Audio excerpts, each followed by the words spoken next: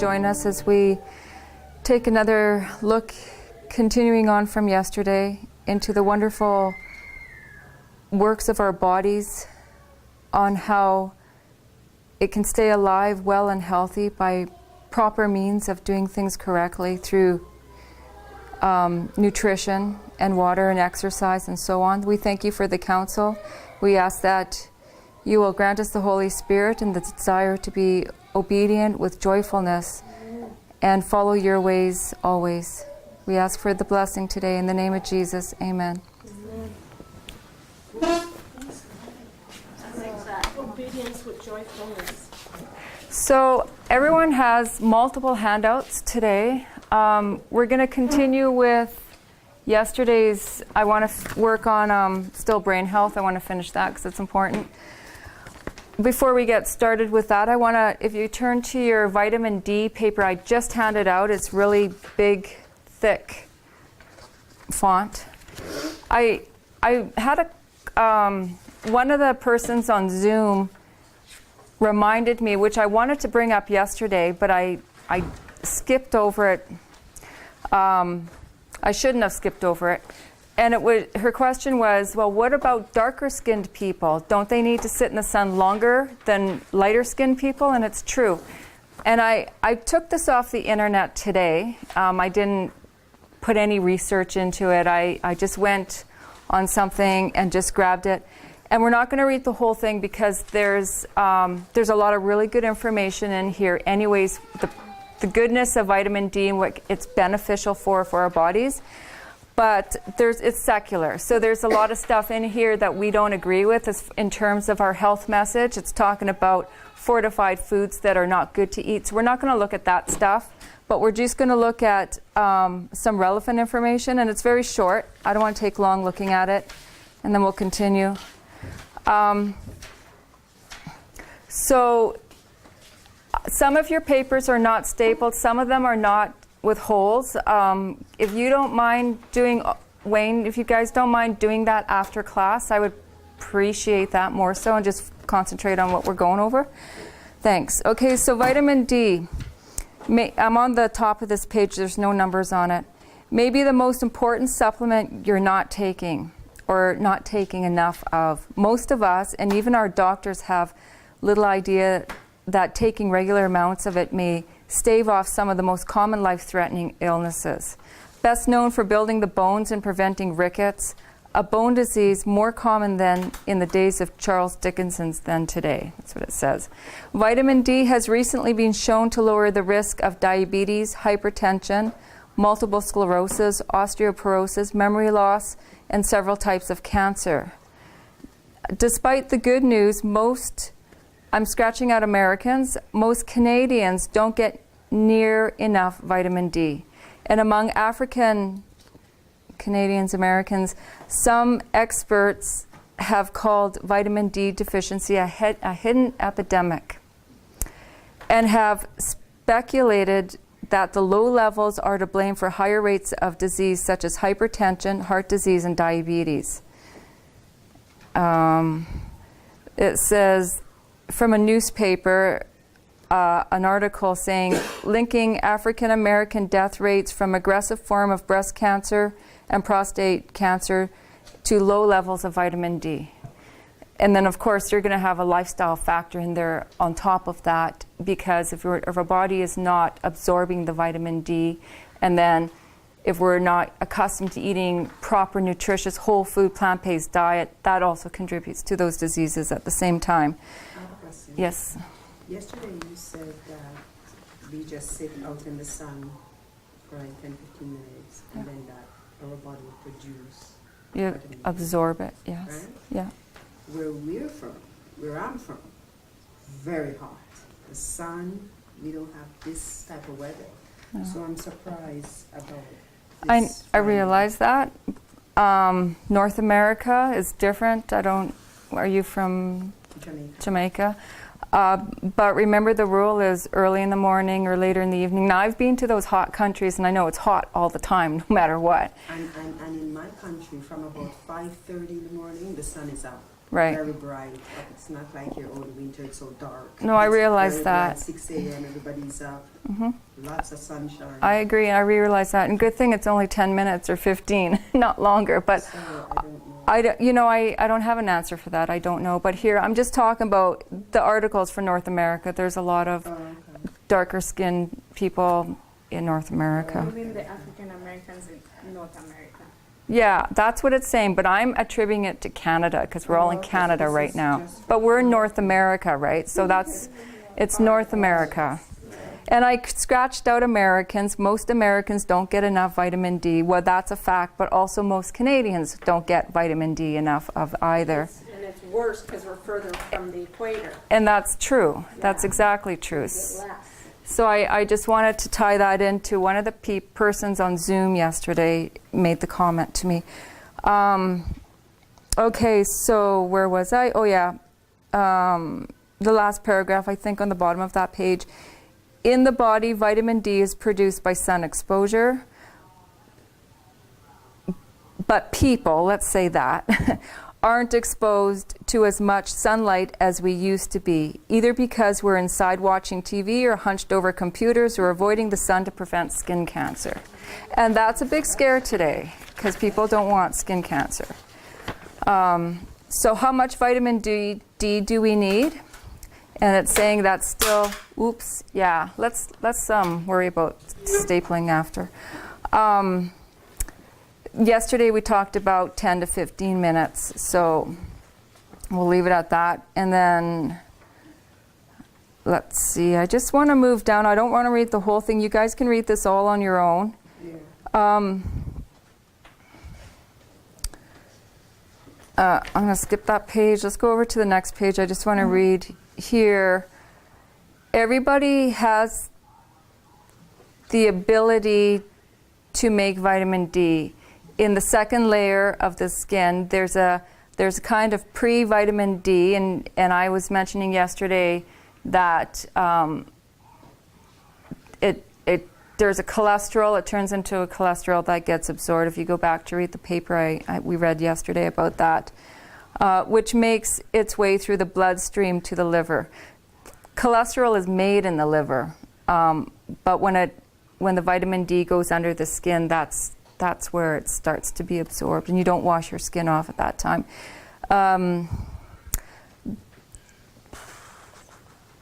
Wait a minute. Where the skin is okay, I'll just go back and read it. In the second layer of the skin, there's a kind of pre-vitamin D. When the skin is exposed to ultraviolet light, it activates this pre-vitamin D, which makes its way through the bloodstream to the liver and kidney. There it gets further activated from pre-vitamin D to vitamin D. And I think that's the cholesterol change around.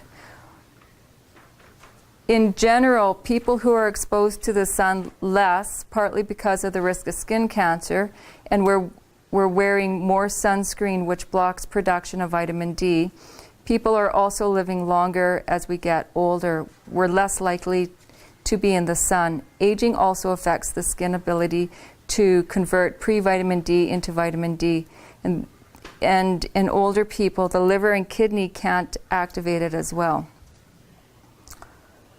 Another contributing factor is that more the people are overweight or obese. Research shows that when you expose overweight and normal weight people to the same amount of sun, the heavier group doesn't produce as much vitamin D.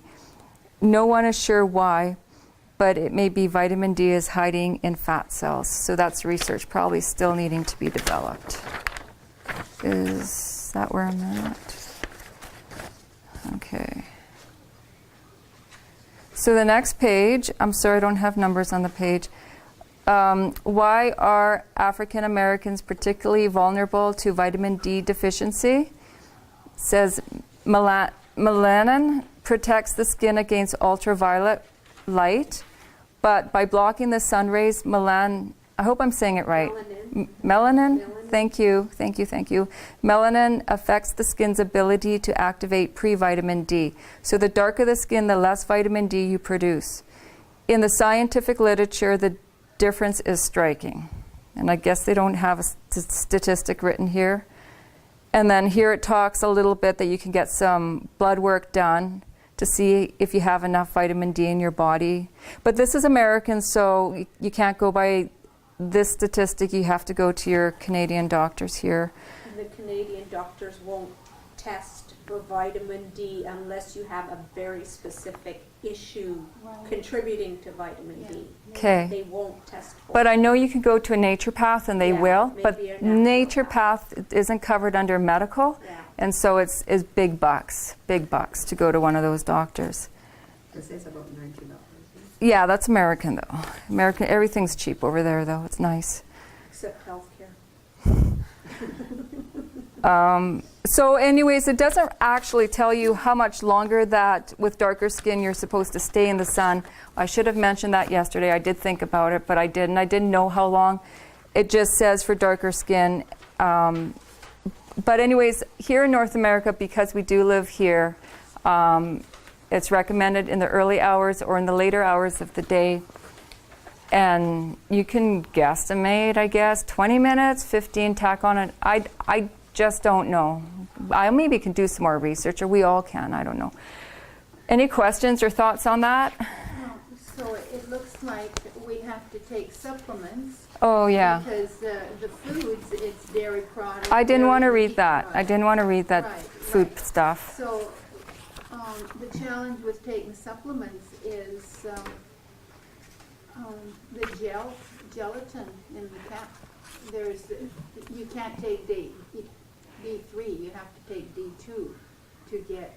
You can get veggie caps, though. I got Yeah, veggie caps. And I told you yesterday. D3 veggie caps? Yeah, yes, and I take. That Natural Factors has vegan vitamin D3. And you can go online. Do you want to say something? Natural Tabo? Factors. It's from Health Food Store. What's the difference between the 2 and 3? Not really, I think you just have to take more. Yeah, there's some difference, but it's. But the thing is, you can go online, and I found 50,000 UI. It's recommended to take it once a week, and it's in veggie caps, and it's like, I don't know, $50 for a bottle of 100 of them, or 120. Tabo wants to say something. I know with vitamin D, the actual, it's sourced in 2 different ways. Like, it'll say either cholecalciferol. Now that is obtained from the wool from sheep, Hair and dog Okay. hair, lanolin, right? And and vitamin D too. ergocalciferol is a plant-based source, but apparently it's not as easily absorbed, and ergocalciferol is not as hard to find. So I don't know what hang-ups people have about that. You know, cholecalciferol is obtained from the wool from sheep, but I mean it's sheep's wool. It's not flesh. It's not the wool. I don't know. They also take it from dog hair apparently as well.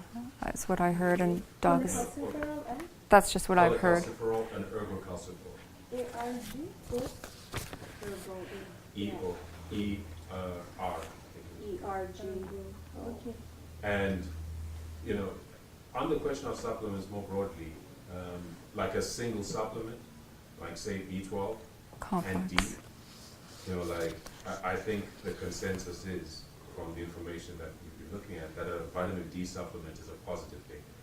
But those multivitamins, That's right. those are, you know, there's a growing body of evidence to show that those are toxic. Exactly. Those are good. Chemical And- formulations.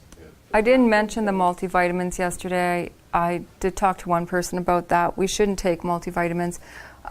Vitamin B complex, I take it once a day, and I think it's okay to take. I take the D3, not consistently, but in the wintertime I try to take it more often because we are always in the clouds in the wintertime where I am. I think there's more sun in Alberta in the wintertime apparently. There are some multivitamins and B vitamins and iron that are food-based, so your body can absorb them properly. Right. They're a little bit more, I think it's called mega food, the ones that I've seen in health food stores. They're actually food-based. Yeah, but again, it's individual research to Yeah. take time to do that. But But as opposed to the other ones, which are chemical formulations. okay, let's go on to this. Okay, thank you. So if that answers enough questions about the vitamin D thing, right? You're all good with that? Can we go back to this other paper I did yesterday? What's it called? The Brain Health? On page 6. I just want to recap a little bit. One of the points I was bringing out, what destroys the frontal lobe? We're talking a little bit about on brain developing fully by the age 30. And that's in the Bible. It showed in biblical times that men were able to go into office by the age 30 because they were mentally sound at that time. And then we talked a little bit about how the brain, the frontal lobe is damaged by things in our environment or things that we do. Certain things, one thing I talked about was, do you remember sugar? Sugar was the first one. That's the white sugar, the white crystallized sugar. That's not good for us. Destroys, it's highly addictive. Then we read about hybridized wheat. We looked into the way it's genetically made up. It was created to be pest resistant, disease resistant, grow rapidly, yield a big harvest to feed world hunger, and that's predominantly the wheat that we have in our environment now. Mostly, I mean, you can get still. We talked, I think, after class about some good wheats that there were, and I didn't really make mention a whole lot about that. There are some kamut, spelt, Eichhorn. That's about it, right? And then we talked about how in the 1800s they revolutionized the industrial, how they made it into pure white flour by stripping it of all of its nutrients. And so we've got that cheap white flour that's on the market, and then how they re-add some of the nutrients, so it's really not in its whole form, it's processed. So wheat is a problem. And then, so when we talk about gluten-free diets, fab diets today, it's not really the gluten is the problem, it's the fact that it's not made right. And that's what gives a lot of people the brain fog, or stomach upset, or joint issues, or whatever. There's numerous allergies, people, inflammation, arthritis, and so on. Did anyone have a question? And so we're going to look at number 3, caffeine. Caffeine is found in a lot of things, not just coffee and tea. It's found in a few other things as well. But let's just read. Yeah. So caffeine undermines the function of the frontal lobe. It has far-reaching effects on the brain. Pardon me, page 6. I apologize. Page 6, second paragraph, caffeine, number 3. That's where we're continuing. So it undermines the frontal lobe, and it has far-reaching effects on the brain. And it's your North America's drug of choice. Coffee, everyone wants to wake up to their Nescafe or something. Nerve cells release neurotransmitters or chemical messages. They are picked up by the neighboring cells. The neurotransmitters then cause changes to occur in the cell that receives them. Some neurotransmitters cause stimulation of the recipient nerve, while others cause depression. There's a lot of language there. I put a definition of neurotransmitter at just a few paragraphs down if you don't know what it is, but they're messages from cell to cell. There's messages going from cell to cell, right? Our brain delivers messages, and it goes throughout our body. So the definition of neurotransmitter, and again, this is pretty wordy, so if you've got a scientific mind, you might know it better than the average who doesn't, like me, sort of. The substance, such how do you say that? Norepinephrine, or I'm reading down here the definition of a neurotransmitter. Thank you. It's a chemical released, oh wait, that's the wrong one. It transmits nerve impulses across the synapses. So that's, and I got that off of medical dictionary. But moving back up to the third paragraph, it says nerve cells, I read that, caffeine widespread in influence focuses primarily on its ability to affect the levels of two transmitters,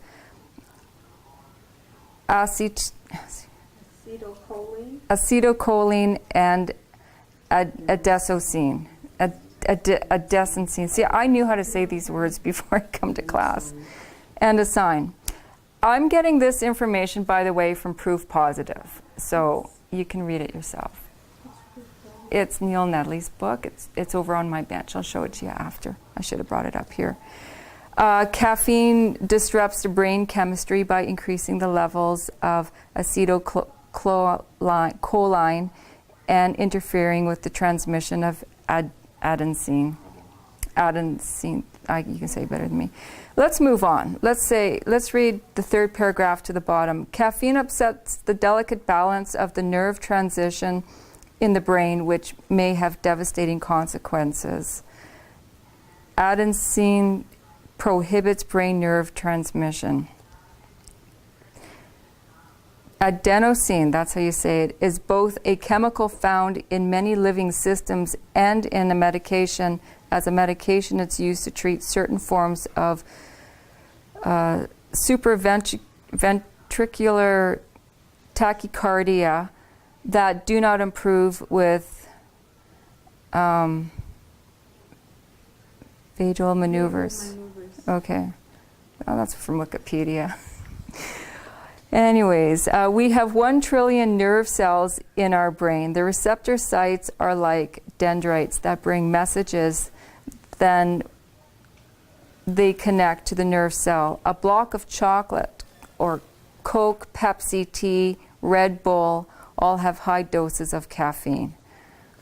So Pops, right? Caffeine, tea, chocolate, you said chocolate. There's a little snippet in here about that.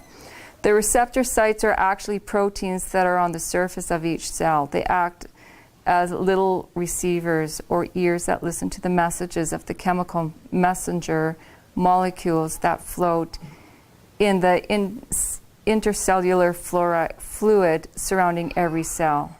So I don't know, I don't have a picture of a cell on here, but on another paper, maybe, did you get a cell picture? But we'll look at that after. The next paragraph talks about chocolate. A lot of people eat chocolate. Chocolate is bad news. It contains high levels of theobromine, a powerful stimulant of the central nervous system. Theobromine poisoning can cause heart failure, seizure, acute kidney damage, and dehydration.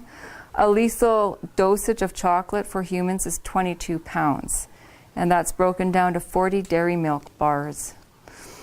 1 Smartie is enough to kill a robin or a blackbird. One of the reasons why we say not to give dogs to chocolate. You've all heard that. Don't feed chocolate to your pets. And every year children are submitted to the hospital with chocolate poisoning. But this doesn't get into the news or the newspapers because of the nature of the subject, death by chocolate. And they call it something else anyways, and it's usually around Halloween time or Easter time or Christmas time where kids are just gorging on the stuff. They get upset stomach, they're vomiting, they're not healthy, they're not happy. So what causes the imbalances of the frontal lobe? So mercury. Now, mercury is a neurotoxin. There's no safe dose of mercury. When mercury mixes with the bacteria in your mouth, it converts to a methyl mercury, which can get through the blood-brain barrier. Alcohol compresses the frontal lobe. Alcohol and mercury neurotoxins, both of these kill brain cells. Once the brain cell is dead, it's gone. We need to learn how to take care of them. Now, alcohol comes in a lot of things as well. We don't have to go and drink a beer. If you go to a drugstore and if you're used to taking cough syrup, might have alcohol in it. What are some of the other things? If you just don't eat right, your body produces alcohol. I don't know about. Like combinations of food? Well, but things that we buy and we take in, like cough syrup. What are some of the other things you can buy that might have alcohol in it? Mouthwash has alcohol in it. Vanilla extract has alcohol in it. So if you're baking and cooking and you use a cheap vanilla extract, that has alcohol in it. But I think some, Conditioner, lauryl sulfites. I don't know. So those are some of the things. Joe, you're going to say something yeah, I else? was gonna say, I think the vanilla, when you're baking, does evaporate at high temperatures. That's what I think. But mouthwash doesn't. Oh, no. And cough syrup, you're entering into your system, and other stuff like that, right? So Even tinctures, you have Tinctures. to be careful. that's right, tinctures. They use alcohol to extract herbs and make a tincture sometimes. Okay, so tobacco greatly prohibits fuel to the brain by clogging the arteries. MSG, monosodium glutamate, cause the cells to overwork, which exhausts them, also can die. So food packages like ramen noodles, those little packages, they have MSG. There's MSG in a lot of stuff, right? I don't even know. I broke it down to glutamate. This is what it says. Functions as a neurotransmitter in the brain. It is an excitatory neurotransmitter, meaning that it excites the nerve cells in order to relay its signal, excessive stimulation of nerve cells. That's taken from the web. Chemicals, drugs, do not cure. They change the form and the location of the disease. If a person is on meds, they need advice on how to implement changes. So what this little paragraph down here is saying, if you're on certain drugs by the doctor, and if you want to have a lifestyle change, you need to wean yourself off correctly. There's a right way of doing it. You don't just cold turkey quit any type of drug the doctor has you on, but there's a right way of doing it slowly by weaning yourself off. Page 8. So what I was just mentioning about the sugar, the wheat, the caffeine, alcohol, chocolate, pardon me? Tobacco, those are socially acceptable today, everywhere. And those things are little by little eating away from our frontal lobe. It's very easy to live without sugar because there are so many natural sweeteners out there that are not harmful to the body. We talked, I think, a little bit about some of that the other day. There's pure maple syrup, palm sugar, honey, stevia. None of these will cause diabetes or contribute to diabetes. They are complex sugars and don't have dangerous side effects. In moderation. In moderation, exactly. How can we rewire the brain? The first thing is to stop doing those things that are on the list that compromise the frontal lobe. The laws of the mind bring mental function to its peak is to understand the cause and effect.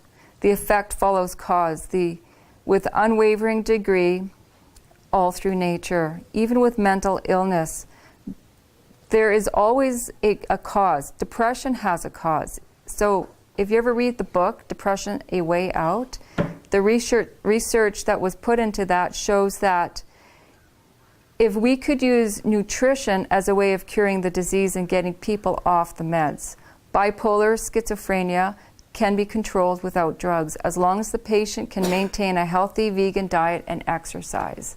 So we did talk about diet and exercise, the importance of that as well. The way we think can either bring us down or bring us up. It's the most beautiful way to rewire our brain. We have to make a choice. Never allow yourself to talk in a hopeless or discouraging way. And this is taken from Letter 1, 1883. Mental depression effects on health. Sadness deadens the circulation of the blood vessels and nerves and also retards the action of the liver. It hinders the process of digestion and of nutrition and has a tendency to dry up the marrow of the whole system. Mental depression causes dyspepsia, and this aggravates the mental disorder. What's dyspepsia? I think it's a gut issue. It's an indigestion. We are all tempted to do that, to be discouraged or depressed or think low of ourselves. When we are tempted to do this, we need to remember we have a choice. It is difficult to make the choice when the frontal lobe is compromised, when we have when we're consuming the stuff on the list that is bad for our brain. It's difficult to make positive choices. Also when we're dehydrated, not eating nourishing foods, if you're overloaded with sugar, if you have late nights, if you haven't exercised. And do you see where the 8 laws come into this? Mm-hmm. So this is the quote I was talking about the other day, Ministry of Healing 127, pure air, sunlight, abstinence, rest, exercise, proper diet, the use of water, trust in divine power. These are the true remedies. Every person should have a knowledge of nature's remedial agencies and how to apply them. It is essential both to understand the principles involved in the treatment of the sick and have a practical training that will enable one rightly to use this knowledge. So we're going to go into the practical things next week, right? We're going to look in, we're doing all the theory this week, and next week it's going to be fun, hopefully. Does someone want to read the next paragraph? I'll read it. Please, loud. The use of natural remedies requires an amount of care and effort that many are not willing to give. Nature's process of healing and upholding is gradual, and to the impatient it seems slow. The surrender of hurtful indulgences requires sacrifice. But in the end it will be found that nature untrammeled does her work wisely and well. Those who persevere in obedience to her laws will reap the reward in health of body and health of mind. Amen. Thank you.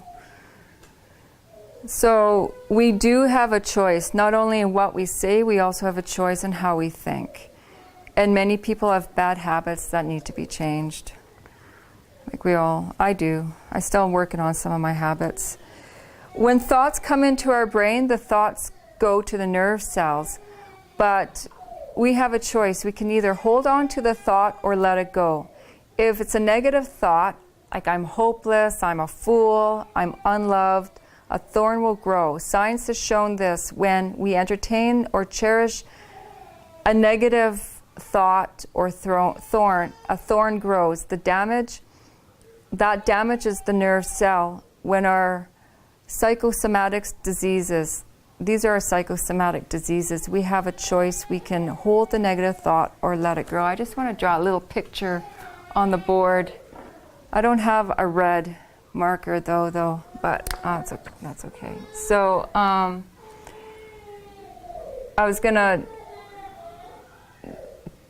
don't know if everyone can see this, but you'll have these little arms that come off the cell here. There's names for this. I don't know. Then you'll have another one growing here with arms coming off. So these cells, when we're thinking negative thoughts, if I had a red marker, I just draw a little burlap, like a burr or a thorn that comes off. And every negative thought that we have will grow one of these, which is not good. And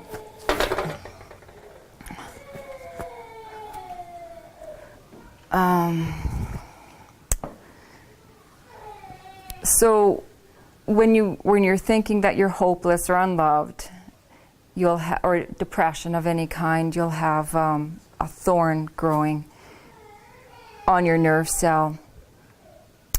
And it says that these are your psychosomatic diseases. A psychosomatic disorder is a disease which involves both mind and body. Some physical diseases are thought to be particularly prone to be made worse than mental factors, such as stress and anxiety. Your current mental state can affect how bad a physical disease is at any given time.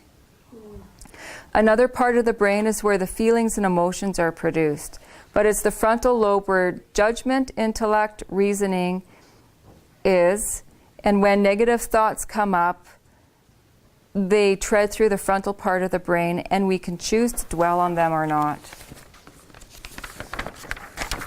One of the Bible principles, that one you read where it says your current mental state can affect how bad a physical disease is. The principle is that Mary Hart does good like a medicine. Yeah. Proverbs. That's good. Thank you. So I've got 3 verses on the back. Would people like to take turns in reading these 3 Bible verses? Loud and clear. I'll read the first one. Sure. 1 Peter 5:8. 1 Peter 1 on page 10 at the top. Yeah. Be sober, be vigilant, because your adversary, the devil, as a roaring lion, walketh about, seeking whom he may devour. Someone read the next one. 1 Peter 5 verse 9, whom resist steadfast in the faith, knowing that the same afflictions are accomplished in your brethren that are in the world. Thank you. So when we have the faith of Jesus, we have developed through him, we have the strength to make choices and dwell on positive things. Revelation 3:20. Thank you. Behold, I stand at the door and knock. If any man hear my voice and open the door, I will come again to him and will sup with him and he with me. Thank you. And God is prompting us through our frontal lobe. That's where he's communicating to us. And the devil is prompting us through our feelings. So in the morning when you wake up, your frontal lobe tells you to pray and drink a glass of water. But the devil tells you, go back to bed and sleep a little longer. Right? It takes 21 days to establish a new habit. The old habit fades out, and you have there. But if you say, I can't do that, you're right. And many times we talk ourselves out of establishing a new habit. Or I don't want to. Have you ever said that or heard somebody else say, I don't want to do that? Those are bad habits. Love is, unless you're avoiding something dangerous. But you know what I mean. You got to take it in context. Love is a choice. Forgiveness is a choice. Many people have mental illnesses because they are harboring anger and resentment of terrible things that's happened to them. Every heart has a sorrow. It's not what happens to you, it's what you do with it. And forgiveness is the only prescription in the entire universe that has the power to break the chemical bonds of hostility, anger, and hate. Forgiveness gives you that freedom. 1 Corinthians 13:1, though I speak it with the tongues of men and angels and have not charity, I've become a sounding brass or a tinkling cymbal. Proverbs 29:11, a fool uttereth all his mind, but a wise man keepeth in it till afterwards. Colossians 4:6, let your speech be always with grace, seasoned with salt, that you may know ye ought to answer every man. How you ought to answer every man. And words reveal feelings. In the brain, there are glial cells. They are like little vacuums. Research shows that forgiveness has an actual effect on the brain. The glial become active and clean up the thorns that grew on the nerve cell of the brain. The Lord says, forgive our trespasses as we forgive our debtors. Wow, that's how you get rid of them. Yeah. It prunes or gets rid of them. Yeah, when we start thinking positive, actually, and I have it in here, but when we learn new things, we grow more dendrites. I'll be reading that shortly. That's what I was going to ask you, but it answered it right there. So. People who cherish negative thinking will shrink the brain. To help the brain grow, forgiveness. If you keep dwelling on heartache and negative feelings, you will actually shrink the brain, and the thorns will continue to grow. So how I drew it up there, the little a nerve cell there, the thorns on it. Every thorn is a negative thought. Nobody loves me. I'm so bad. You know, that kind of thing. I think we all do that. So the glial cells, they are thus supporting cells of the nervous system. The four main functions of the glial cells are to surround the neurons and hold them in place, to supply nutrients and oxygen to the neurons, to insulate one neuron from another, and to destroy and remove the carcasses of the dead neurons. They're the cleanup ones, like a vacuum. That's amazing. Yeah.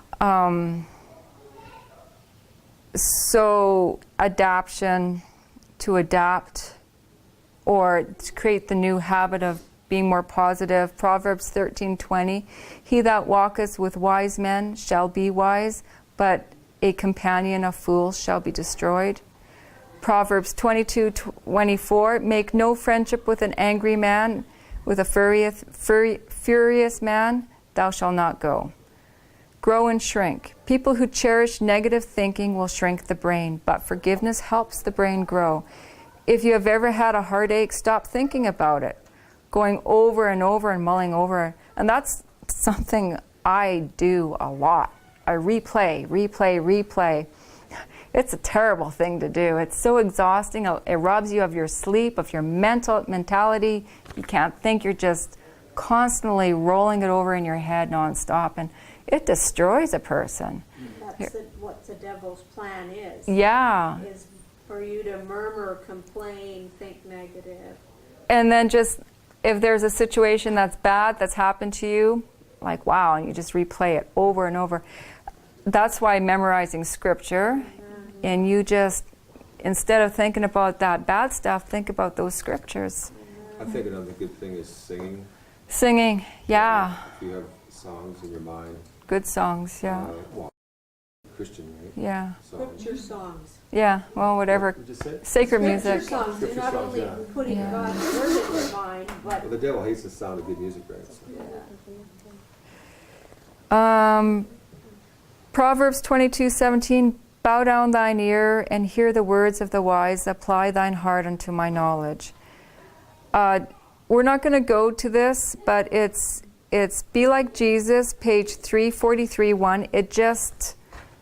It just shows you whatever we just read here is exactly the same. I mean, it just says memorize scripture is what the title of that is, and that goes into that. So it's like be Jesus. like Jesus. so what, is it a devotional? It is, yeah. Page 300, and what's on your paper? 343.1.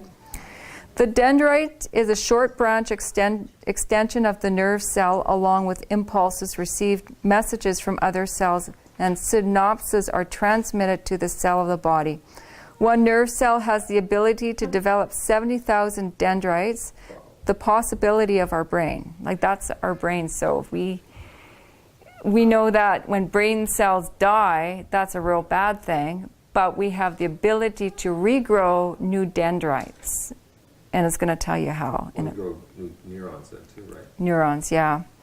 Yeah. The tragedy that most brains are underutilized. If you don't use your brain cells, they die. Now, I was looking for research to because I've heard that. I'm still looking for more research about that to give more definition to what that means exactly. Mercury kills them, alcohol kills them, that's what we read earlier. Chocolate kills them, caffeine, white sugar, that fogginess we get when we eat hybridized wheat. Were you going to say something? Sorry. I was saying tobacco. Tobacco, right? Living in the city, you smell from the air. There's a lot of things. You're right. It's not all on here. Can imagine. Dendrite. I must be explaining what a dendrite is because it's broken there. The physiology of a dendrite. It's a short branch extension of a nerve cell, along with impulses received from another cell at synapses are transmitted to the cell body. 1989, scientists discovered BDNF, a protein. 1998. 1998. Sorry. You know where my brain is, right? Okay, anyways. 1998, scientists discovered BDNF is a protein that stimulates new brain cells. The BDNF gene provides instructions for making a protein found in the brain and spinal cord called brain-derived neurotrophic factor. This protein promotes the survival of nerve cells, neurons, by playing a role in the growth, maturation,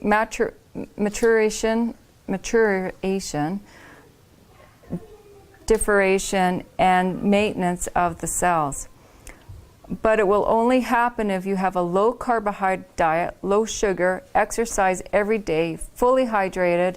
These are the requirements for BDNF to work. And 10 ways for your brain function, 10 ways to boost your brain function with BDNF is to exercise is the very best way to boost the BDNF levels. Avoid sugar, processed foods,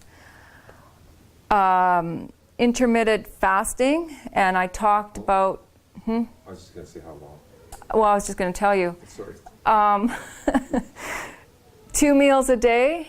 We don't really, unless, well, we need 2 meals a day. It's up to you to decide about 3. So if you finish your second meal, you eat at, the way I do it, eat at 2, finish at 3, from 3 o'clock in the afternoon to 8 o'clock the next morning is an 18-hour fast. So that's one way of, that's a good way of fasting. When you wake up in the morning, you drink your water, you have your devotional time, and then you relish your breakfast at 8 o'clock or whatever time you're used to eating. Sometimes myself, I'm up by 4 times 3 to be at work by 5 something. So I'm always starting at 5. You have to work out your own schedule. It's, Yeah, yeah, I know. It's tough. it's tough. It's tough, and I get that because I used to shift work a lot where I used to work. I used to work afternoons. I used to work night shift.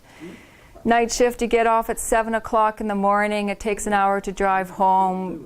The last thing I want to do is eat breakfast at 8 o'clock, right? I'm just not in the mood for breakfast, so you just really got to figure that out. BDNF is brain-derived neurotrophic factor, is a protein that in humans is encoded by the BDNF gene. It's a member of the neutrophil family, growth factors. We talked about human growth factors yesterday, which are related to the can you say that? Conical nerve growth factor. Neurotrophic factors are found in the brain and then the periphery gland. Sorry. It has mentioned in it's mentioned about intermittent fasting, the rule of eating, and this is what it is. Eat breakfast like a king, lunch as a queen, and supper as a pauper or as a prince. And sometimes paupers and princes don't eat dinner, the third meal. If you fast, this is the same thing I just said a minute ago, so I'm not going to repeat it. And the last thought is this is God's formula. This is how He's designed. So, last page 13. Who would like to read that child guidance quote, please? Neither should the meals be delayed 1 or 2 hours to suit circumstances. Louder. Neither should the meals be delayed 1 or 2 hours to suit circumstances or in order that a certain amount of work may be accomplished. The stomach calls for food at the time it is accustomed to receive it. If that time is delayed, the vitality of the system decreases and finally reaches so low an ebb that the appetite is entirely gone. If food is then taken, the stomach is unable to properly care for it. The food cannot be converted into good blood.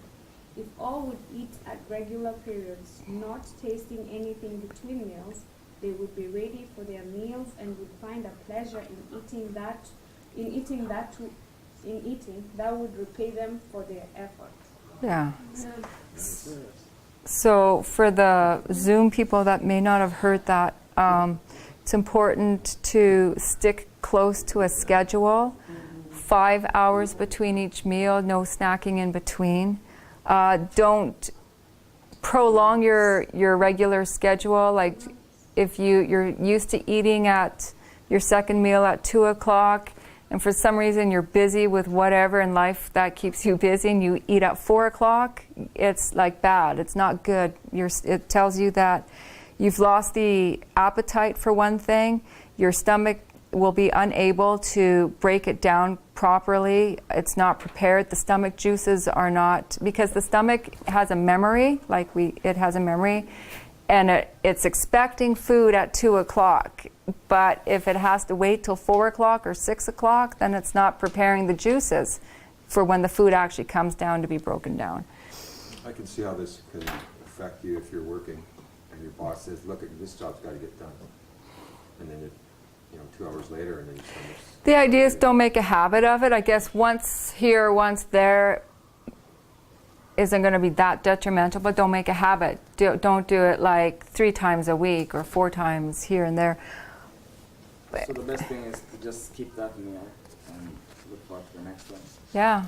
5 hours between, no snacking, have your fasting, Also, stay on time. So if you miss the time Yeah. you wanted to eat, is it best then to skip that meal altogether and just wait for the next one?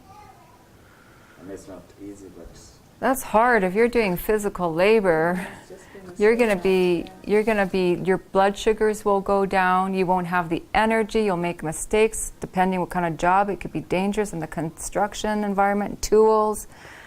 Like we get shaky, our blood glucose goes down, we get hyperglycemic. Yeah, you got to be careful. It's up to you. You got to decide that. Like for me, the Yeah. job I do is very mental.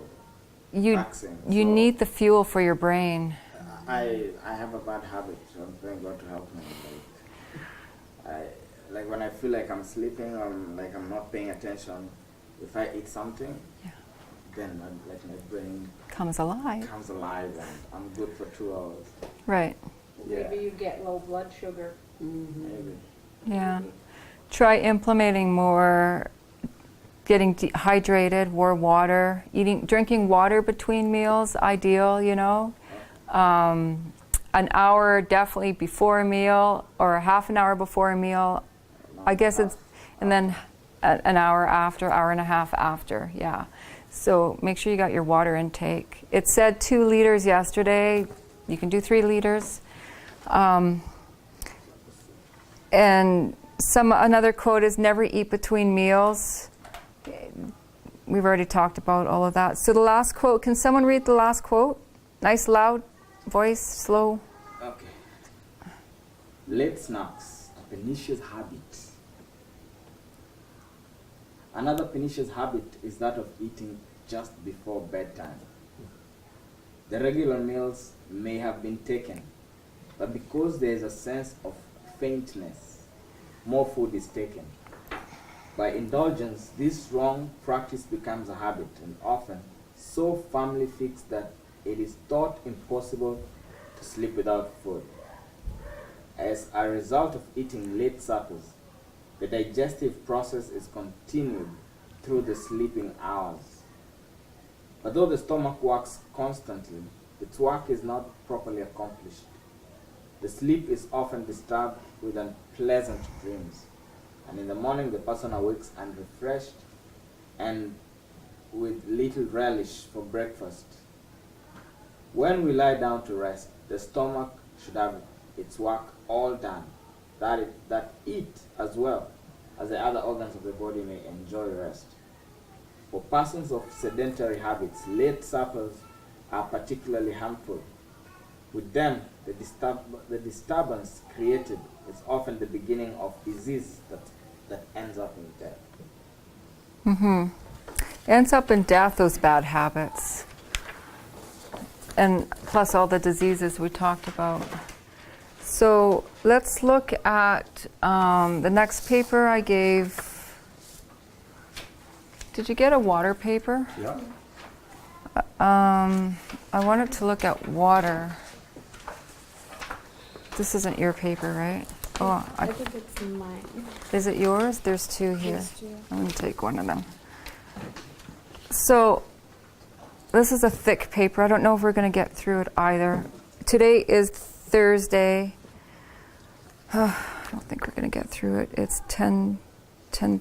It's 11:30. I go to 12, right? So I got half an hour. So let's start water. We might not get to everything. We'll see. Importance of water. Our bodies consist from the neck down 75% of water. From the neck up, 85 is water, 85%. There's no reserve tank on the back like a camel. The only water your body can use is what you put into it.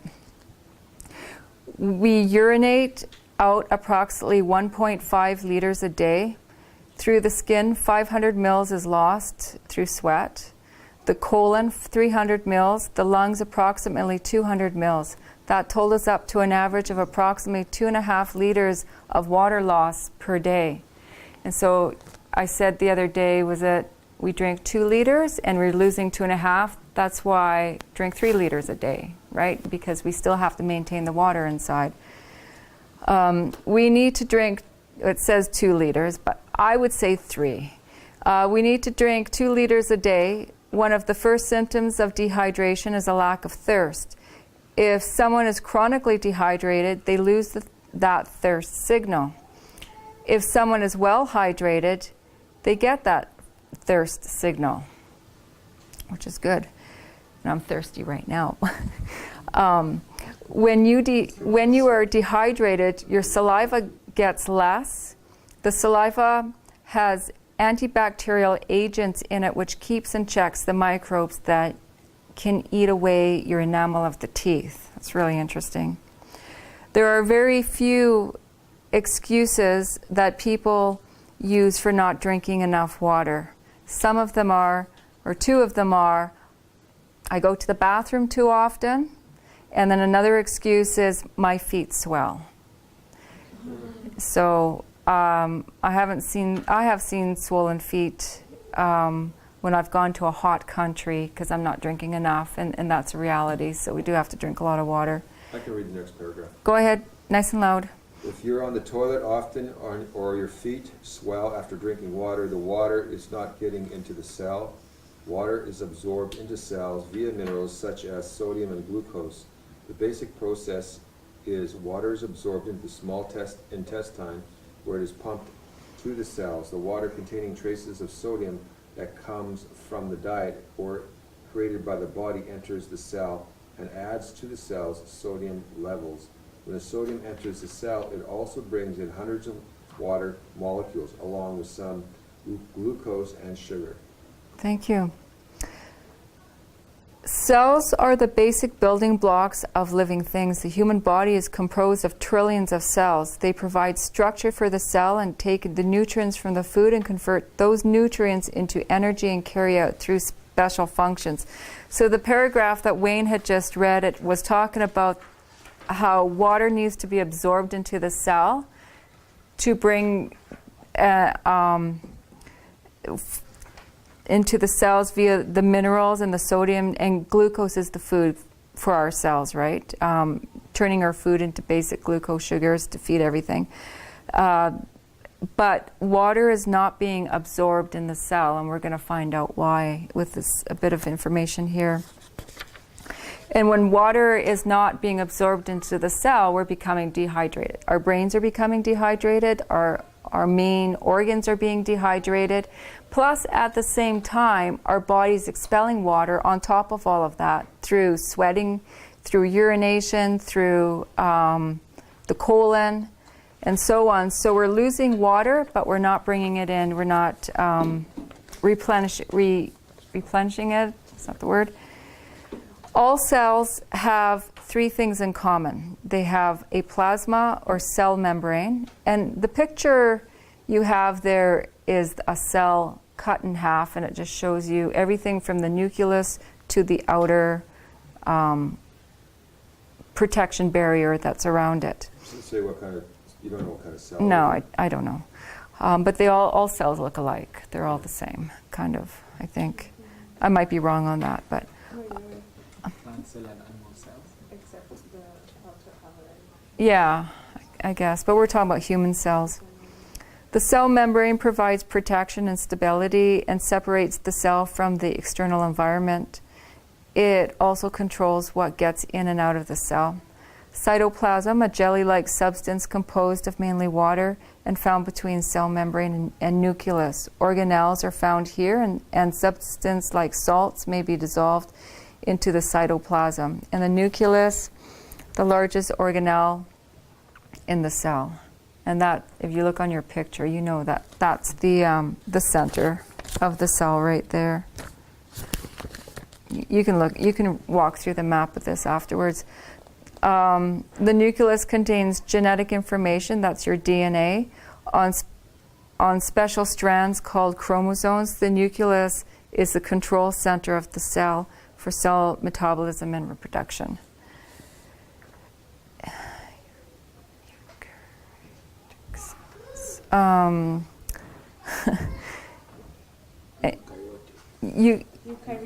Eukaryotic cells, the cells that contain a nucleus and organelle, are enclosed by a plasma membrane. Organisms that have these complex eukaryotic cells include protozoa, fungi, plant, and animals. Okay, I'm gonna skip all that. It's not good if I can't pronounce it right. It's just basically explaining your cell structure, right? It's just, you know, you've got your picture. It's just giving you the components of the cell. Not everything is being mentioned in here, but just some of the main parts that we're looking into. And like organelles, the term organelles is derived from the word organ, and it refers to the compartments of special parts within the cell that perform a specific function. In the cytoplasm, the jelly-like substance where all parts inside the cell membrane float around in here, and where the water and salt and nourishment needs to be processed. If you know someone who's drinking a lot of water and is urinating a lot, or their feet are swelling, the water is not getting into the cell. There are 4 vital elements that we need in our body. We need oxygen, page 3, sorry, in the middle. 4 vital elements we need in our body: oxygen, water, sodium, and potassium. We need to take sodium in the body as it's found in nature. The highest amount of sodium is found in seawater, which contains 92 minerals. Salt that you buy in the store, table salt, has 2 minerals, being sadly deficient. So the typical white table salt with iodine in it, I guess, has 2% minerals in it. Seawater, with its 92 minerals, is called an isotonic solution. It is the exact proportion of minerals as found in our bodies. Seawater is a safe blood plasma substitute. Diluted seawater contains almost the same concentration of minerals and trace elements as plasma, and its sodium content matches of the blood. It has been used successfully in animal tests and blood transfusion substitute by human trials are long overdue. Now, there is a story that I read on the internet. In World War II, a soldier was shot, and he lost a lot of blood, but the doctor had him in the hospital treating him. He got ocean water. He hooked him up to an IV and cleaned the water, of course, but then he pumped the ocean water because it has 92 minerals similar to what our bodies have for our own minerals. In order to get those minerals back into his body so he can be healthy again and be able to function again after that. You can look that up on the internet. Celtic salt is a hand-harvested salt from the Celtic Sea. It contains 82 minerals. The 2 minerals in the table salt is sodium chloride. In seawater, it's about 30% sodium and 50% chloride. Sodium and chloride are harsh minerals. The table salt is created by taking natural salts or crude oil flake leftovers. I don't know what. Oh, you never given page 4. On page 4, I'm on I don't- page 4. I don't have page 4. You don't? Missing page 4. Really? Yeah, Can you watch your neighbor's page 4? sure. Can you share it? And we'll figure that out after. I apologize. I'm sorry. Table salt, and somebody might be missing a page 5. I do have a page 5 here, by the way. Oh, I have 2 page 4. There we go. There it is. And I have a page 6, but not a page 5. Well, okay, Thank you. do you don't have a 5? Is it the right? Yeah. Okay. You know what? We'll try to figure this out after. Maybe it got windy. Anyways, so table salt is created by taking natural salt, and it's cooking at 1200 Fahrenheit, which causes it to lose its alkaline mineral valuable elements and properties. The naturally occurring form of sodium found in sea salt and Himalayan salts are harvested and dried in the sun.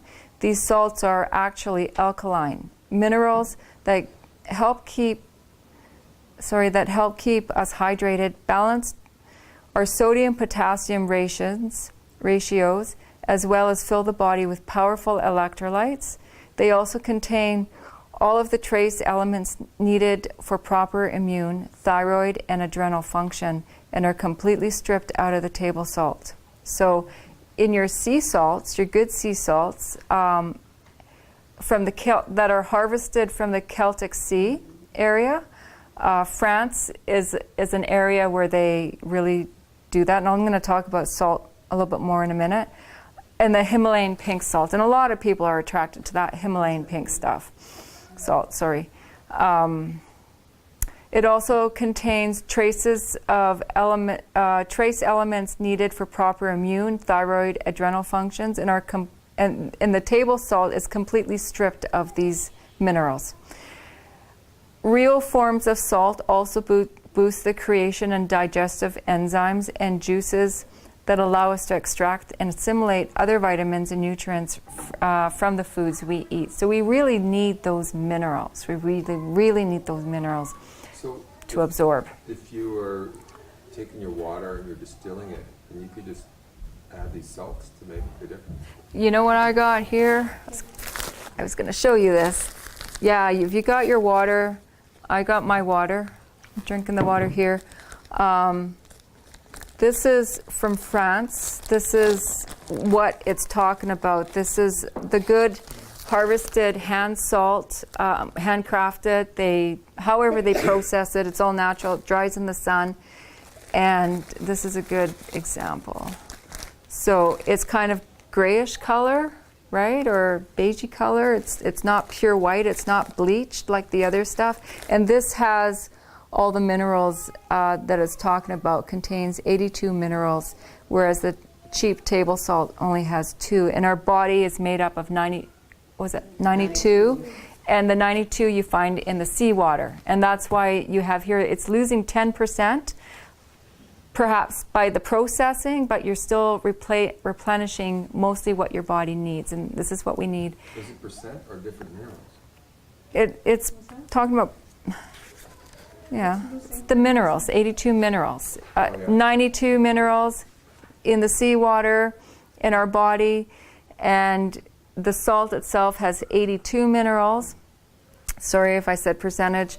There's 10 minerals missing or 10% missing. I don't know how you want to figure that out.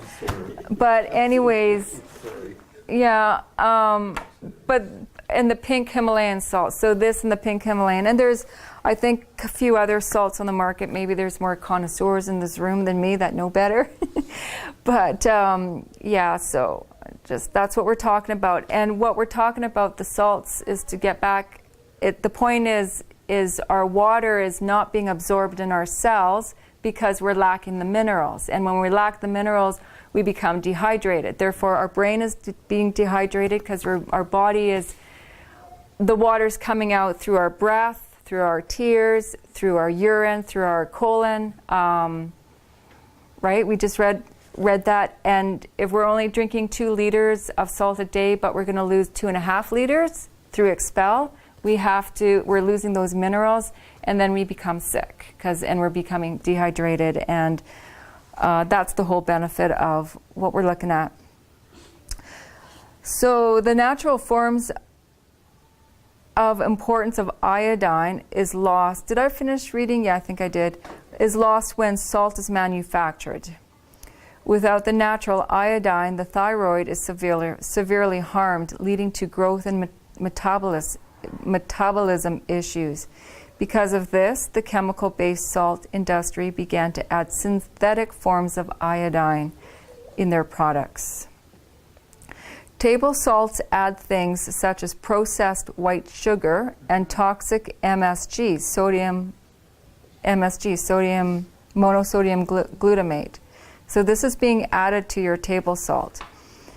And the white color, it's usually bleached.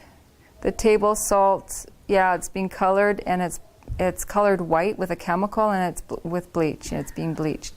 So table salt causes blood pressure to rise rapidly because the blood is attempting to move the toxic elements rapidly away from the heart. This is why doctors will often tell people with high blood pressure to stop taking the salt. Moreover, excessive table salt causes the water to retain and other fluids. Many chronic imbalances such as diabetes, gout, obesity can be worse, or even partially caused by excessive intake of common table salt.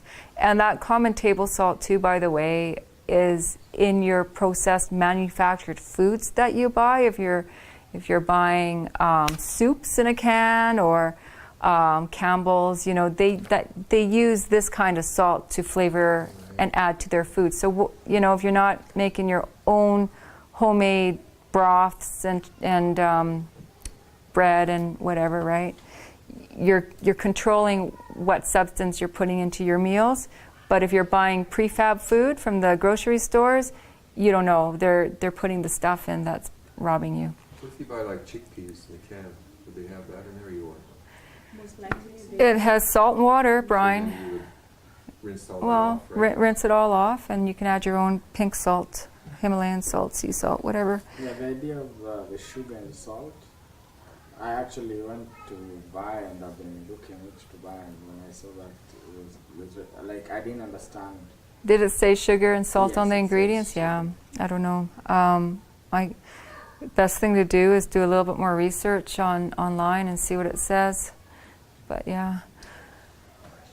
Would you recommend sea salt that has been iodized? Because it says the iodize is lost when salt is manufactured, and that you see sea salt with added iodine. So is that something we Is it could use? a synthetic iodine? It doesn't say. I though, know. I don't 'cause know. It's iodized, so it's Yeah. added back in. I don't know what kind it is. doesn't say if it's natural or synthetic. You can call the salt company and ask them what kind of iodine they're putting in, because you also can go to the health food store and supplement yourself with iodine tablets or the yellow, and just put it on your thyroid or foot or somewhere where it pulsates into you. But the Celtic salt, Yeah. it still has the iodine because it's not manufactured. It's natural. It has, So it's it's all natural. natural, yeah. Yeah, so I would think that still has the Yeah, iodine. Can you probably. cook with it? Yeah, you can do everything with this salt. And actually, with your water intake, because it goes hand in hand, I don't put it in my water because it dilutes it, but I take a crystal and I suck on it and swallow it, so it goes through the system first, and then I start drinking my water first thing in the morning, right? I drink a liter when I get up in the morning, a warm liter with one of these crystals that I've already taken firsthand. Years ago, before I knew any better, I used to put the crystal in my water and drink it that way because people taught me how to do that. But then I learned later it just dilutes it. You want to drink it first and get the full effect into your system, and then chase it with your water after. Like right after, or you wait a little bit? I'm thirsty in the morning. I just want to drink it. So you would take it? I would suck on it and let it dissolve. Then I'll swallow it if it doesn't get stuck in my throat, because they're sharp. Some of the crystals are big. But anyways, and then I will drink it. Just let it get into my system. It doesn't take long to get absorbed. Sorry, go ahead. I know some people who take glucose iodine, a few drops every day. Okay. Is that okay? What is that? It's just iodine, Yeah. buying a bottle. Yeah, you can take it internally, and like I said, you can put it, if you have a thyroid problem, a few drops there, not too much, and then I think they put it on the top of their feet as well.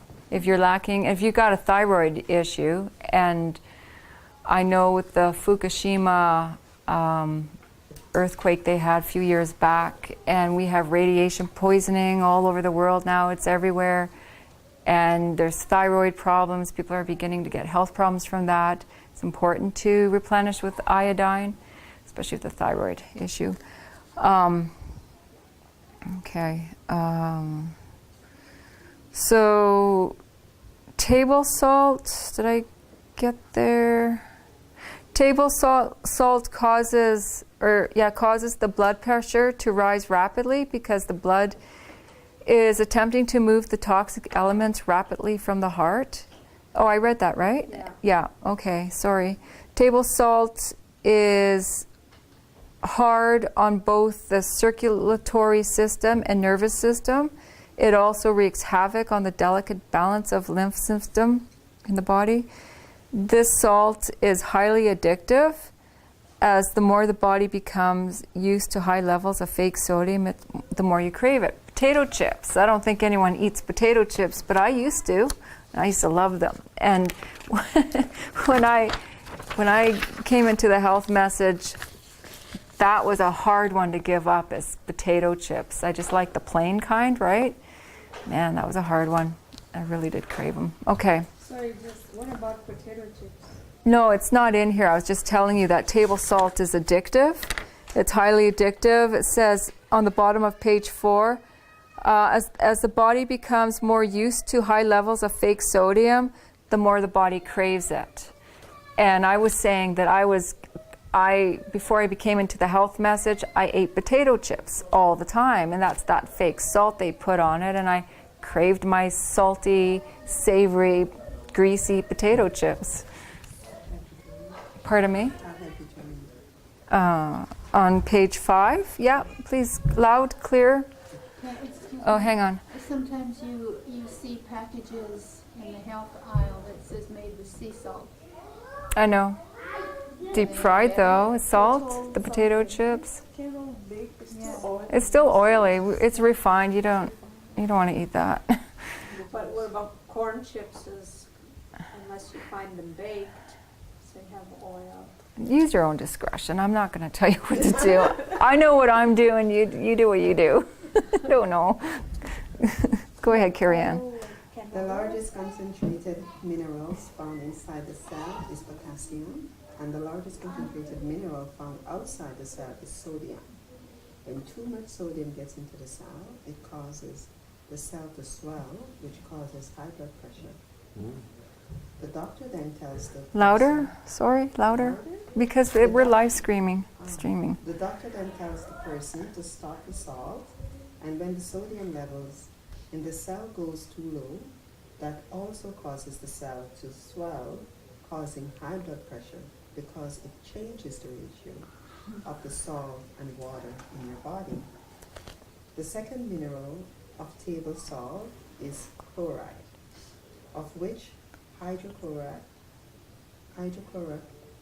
Us. That's right. That's right. Hydrochloric acid is made from. When someone goes on a salt-free diet, they will most likely also suffer digestive problem. We are salty people. Our tears, our saliva, our blood, our urine are all salty. We need salt, and to not have it can also be dangerous. If you use table salt on everything you eat, the too harsh mineral of sodium and chloride kills the taste buds, and for this reason, more table salt is added for flavor. The increased intake of table salt causes thickening of blood vessel walls, form clots, and hardening of arteries, making them too narrow and reducing blood to the heart, thus increases the blood pressure. It also leads to thickening of the heart muscles, reducing the heart's ability to pump blood around the body, leading the heart failure, strokes, and coronary heart disease. Thank you. So this is what the table salt is doing. Or if you're told by the doctor to go on a salt-free diet, then you'll have digestive problems because our bodies require salt. We have to have those minerals. But it depends on what kind of salt you're taking. If you're taking the junky salt, you're not getting the minerals anyway. But if you're taking the good salt, you're not going to have these problems.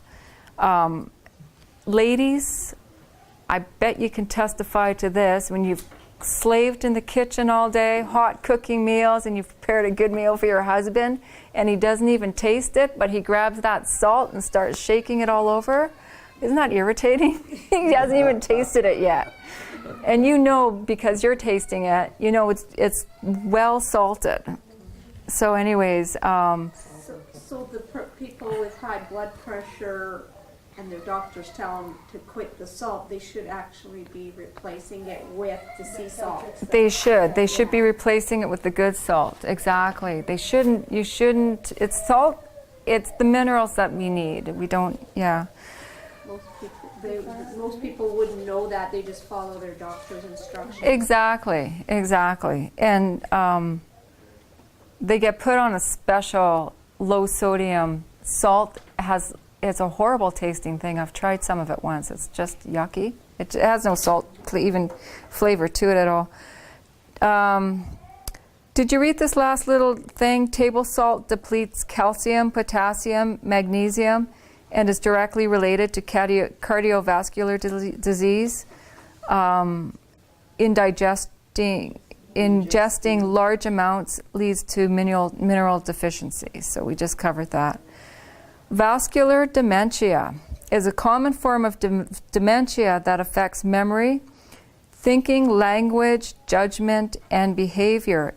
It is caused by a blocked blood vessel in the brain, which occurs after a stroke or a series of mini strokes. Table salt increases the risk of stroke, triggering that disease.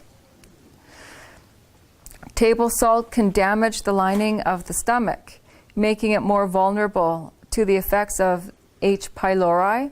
It also aids to growth and action of the bacteria. That's a big deal. High table salt diet can cause calcium to be lost from the bones and excreted through, making bones weak, prone to breaking, osteoporosis. Having high blood pressure just speeds up the process and it worsens the problem.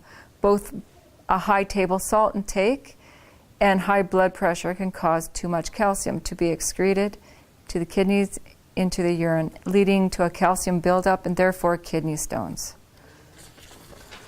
What's the relation between calcium and the sodium and like what happens exactly? The table salt, that it says that it leaches the calcium because it's our bone marrow.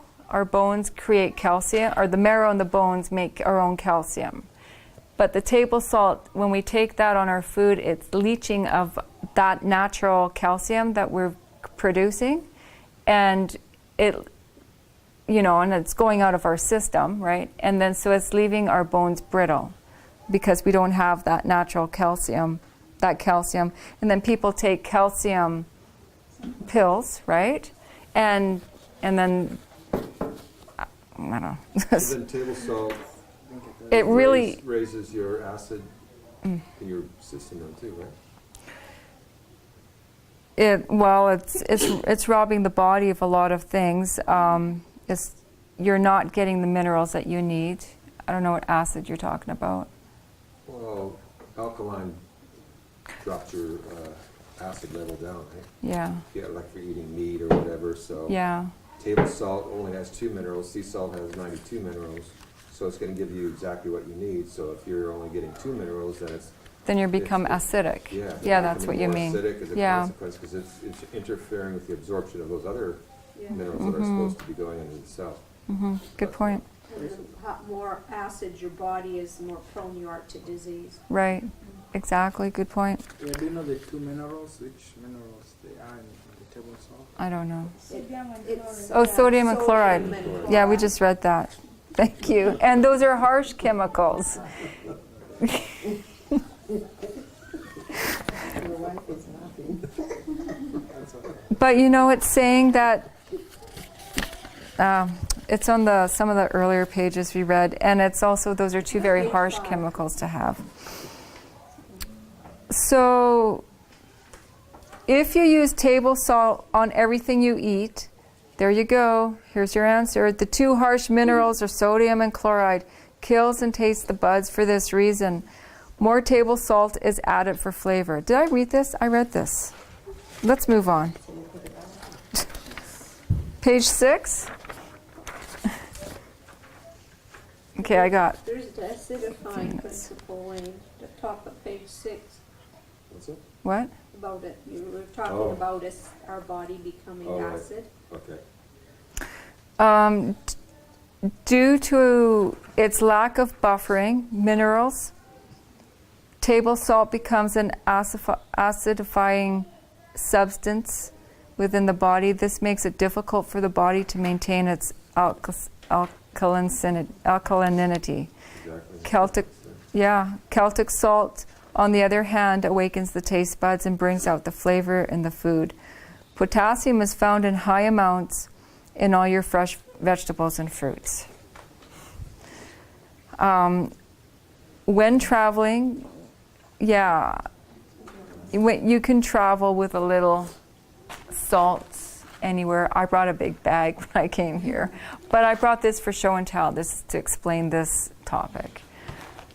And if anyone wants any of this salt, I can give you, if you got a little container or a plastic bag, I'll give you some for the rest of the time you were here. You said that's in France, right? Did you have to buy it? No, in I France? bought it at a health food store. Buy things like that at a health food store. Celtic salt has 3 kinds of magnesiums in it: magnesium sulfate, magnesium chloride, and magnesium bromide. Celtic salt is moist. Magnesium is a water-absorbing mineral, and for this reason, taken magnesium relieves the muscles, so it pulls water into that area. That's a good point, especially when you're exercising. We haven't done our exercise program. I forgot yesterday. Katya came up to me. She says, we should do it in the morning. I said, yeah, I forgot to tell the class. And here I didn't even bother getting up at 4 this morning. Yeah. Why are we to carry a bottle of cayenne pepper? That's another topic I want to get into after. Cayenne's high in potassium. And next week I was going to do my demos and stuff like that. Is that just for emergency, for medicinal, It's like for good for heart many heart? things. And you can put it on your food and take it for yourself individually as well. And yeah, it's for that, but I was going to talk about that, when I do my herbs and salves and... Because Ellen White says we're not to take pepper, and then... But this is cayenne pepper. This is different. It's not black pepper. Use in emergency situations. It's different than black pepper, and I was going to talk about that later on. I don't want to talk about that right now. Celtic salt, okay, so it has 3 magnesiums. When you, okay, this is what I was talking about minutes ago. So you can take a crystal of this salt and you can take it internally and then drink your water, and absorbs it. And you're getting the magnesium from this Celtic salt. Right? Let's see, three times a day. Yeah. And You drink the water after it dissolves? You let it stay in the time and dissolve, and then you drink the water? yeah, but it absorbs really quick into your blood anyways. And I just drink it as well. Drink my water right away. Go ahead. How many times a day would you do that little salt crystal? I've done it every time I've drank one of these, but I'm not consistent, so maybe I'll just do it in the morning and then forget the rest of the day because I'm busy, and then I'm just sipping my water throughout the whole day. But I do drink 3 of these a day. I try to. Because, I mean, logically, because you're fasting for 18 hours, you don't have as much minerals in your blood. So I would think the best time would be morning, because you're fasting. But you're losing water all day long at the same Yeah, time. but when you eat your breakfast and lunch, you will be getting minerals You're right. from those 2 meals. But the whole fast and overnight, Yeah, you'd have less minerals in the morning. yeah, right? I guess. I mean, that's just my logic. That's your logic, yeah. 12, Pardon me? 12, Is it 12? and 2. Okay. So it's class is over. So we'll stop there. I don't know. Let's just pray, and we'll go from there. Wayne, do you want to pray nice and loud? Oh, maybe I'll pray because I'm on the speaker. Sorry. Heavenly Father, thank you for the blessings of this class and giving us this good and informative information about how important it is for staying hydrated and replenishing our cells with the minerals that we need to stay strong and healthy. Bless us with every blessing that you desire for us to receive, that we may recognize and thank you for it. And bless the rest of our time together this day. In the name of Jesus, amen. Amen.